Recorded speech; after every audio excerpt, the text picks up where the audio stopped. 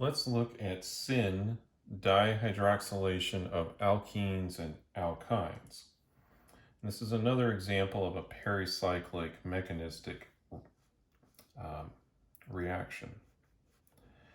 So this will add two alcohols across a double bond.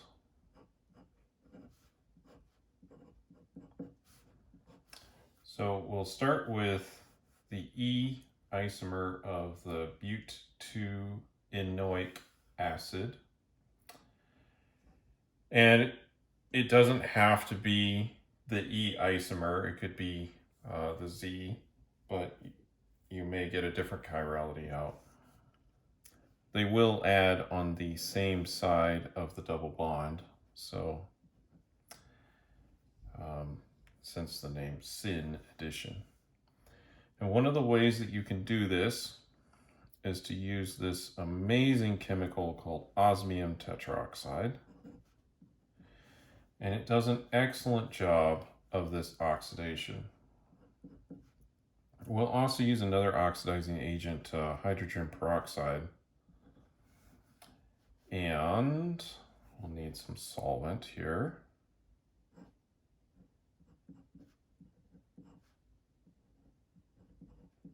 So we'll just put some alcohol and we'll run this reaction relatively cool for a while. And we'll get two enantiomers just because there is no direction on whether it needs to approach this side or the back side of the molecule. So I'll draw both products.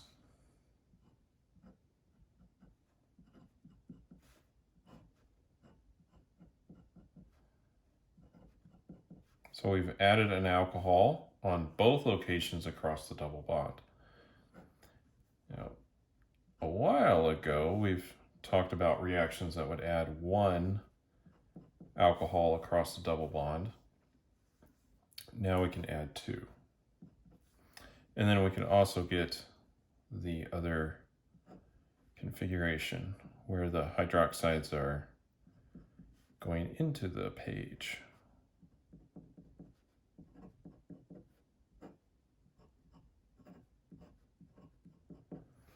So in this case, we would make the 2S3R 2,3-dihydroxybutanoic acid.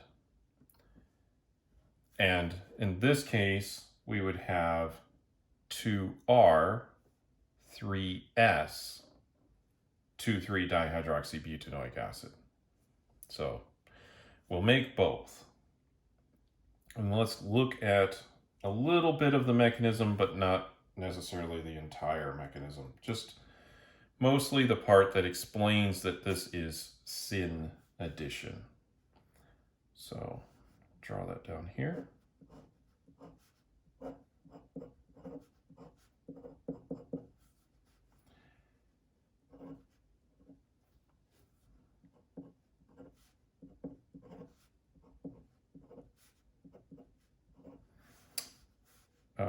Osmium has an expanded octet, as you can see. So we have a concerted mechanism similar to our Diels-Alder. This is actually still a 4+2 reaction.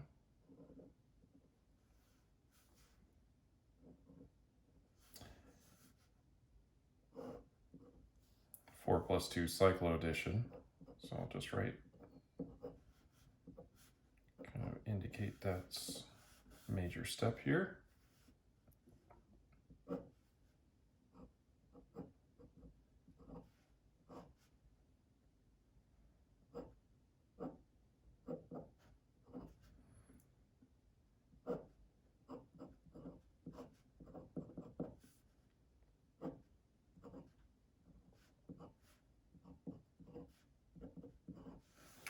So it makes an osmate ester.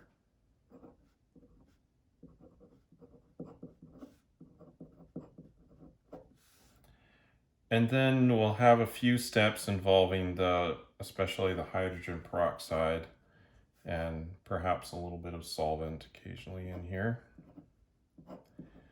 But this step right here, the cycloaddition, should explain why we get syn addition, as in the alcohols are on the same side, right? So there will be some process where the osmium leaves and the configuration is already set by that point.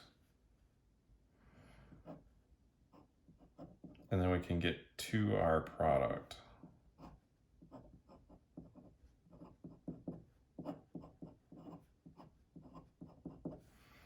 And we will also make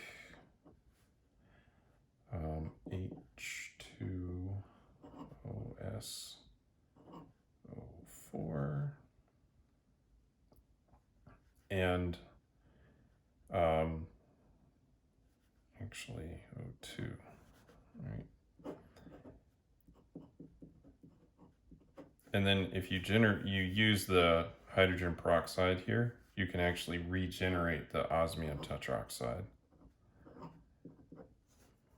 in the solution. So osmium tetroxide is a bit expensive, and so anything that you can do to limit your use of it can be helpful. It's also quite toxic. It's one of the more toxic things that you may interact with or talk about in a undergraduate organic chemistry course. And because of these reasons, you can actually improve the stability and the safety of the experiment by using, instead of just osmium tetroxide, and that will dissolve in the solution and everything, you can use zeolite supported osmium and then just use hydrogen peroxide with it, and that can do this whole process. And zeolite is it's inorganic material that has little cavities, and you can absorb osmium onto the surface. And then it's very easy to separate the catalyst from the reaction because this is a larger particle, and it's safer because the osmium is kind of attached to this material, and you'll use less of it and it can be less expensive. So if you're going to do that and you can get away with a heterogeneous condition, this is a good option. Now, we can also do this reaction with a very similar compound, and that is potassium permanganate. It's also a good oxidizer, and it does a very, very similar job.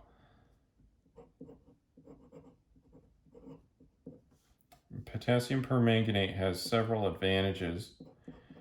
One, it's much less toxic than osmium tetroxide, and it's also much cheaper. And so you might say, well, sounds like we should be using that versus the osmium tetroxide.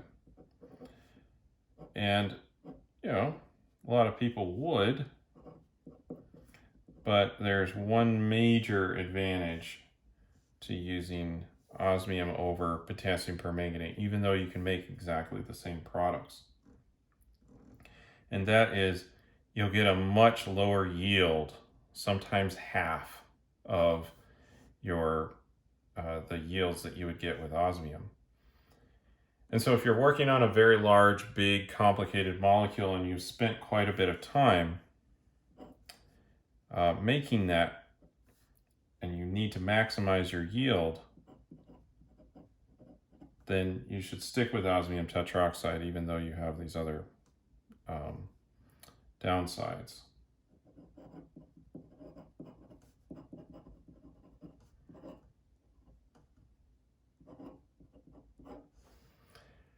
And again, you can stick with a zeolite, support it, and probably improve your yield without some of the detractions. This has very similar mechanism to the osmium tetroxide. Similar transition state here, 4+2. So that covers alkenes. Now let's talk about alkynes.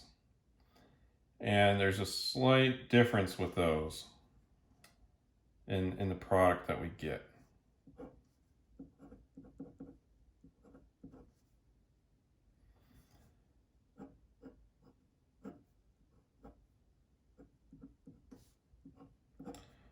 So here is an alkyne. It's got a couple of benzene rings attached to it. And we'll just use potassium permanganate for this.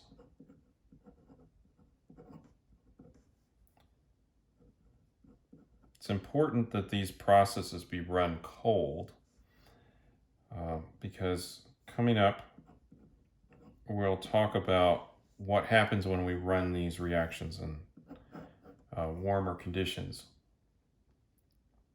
And we'll actually cleave the bond, we'll break the bonds here. And if you would like to do that, that's fine. But otherwise, maybe you don't want to. So if you don't want to cleave it, you want the diol, then you'll have to run it cold. Now, this is what you may expect to have happen.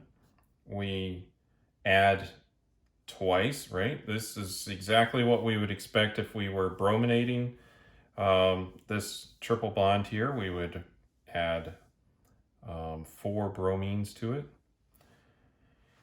But this is something that you can think about in your head if you want to. But this isn't exactly what happens. If you think way back, a while back, we talked about having something like this, right? Where we had a diol like so. And when it was a ketone that we formed this from by attacking it with hydroxide and all of that, we had an equilibrium, right? And the equilibrium was with the ketone. And, you know, going in this direction, you add hydroxide. Going in that direction, you subtract water, you know, that whole process, right? Well, because of the steric hindrance and everything here, it's massively favored to have the ketone side of that equilibrium. So when you do this with a triple bond, you'll actually end up with losing a little bit of water. Again, sterics and all of the crowdedness of having all of these hydroxides there. So we'll lose a couple of waters and we'll end up with a diketone.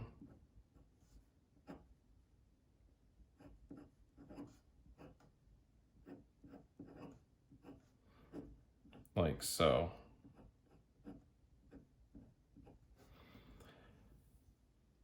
This would also work for if you used osmium in that case. So this has been the syn dihydroxylation of alkenes and alkynes. You can use either osmium tetroxide or potassium permanganate at cold temperatures to affect this process. And please remember that the alcohols will add on the same side of the molecule, or syn addition.